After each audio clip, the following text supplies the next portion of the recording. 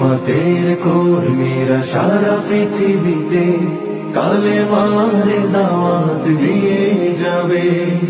কোরআনের আলোকে সমাজ বিনির্মাণ, কোরআনের আলোকে সমাজ বিনির্মাণ, হাজার জুলুম বাধা উতরে যাবে।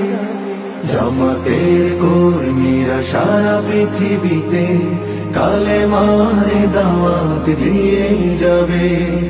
জামাতের কর্মীরা সারা পৃথিবীতে কালেমার দাওয়াত দিয়ে যাবে।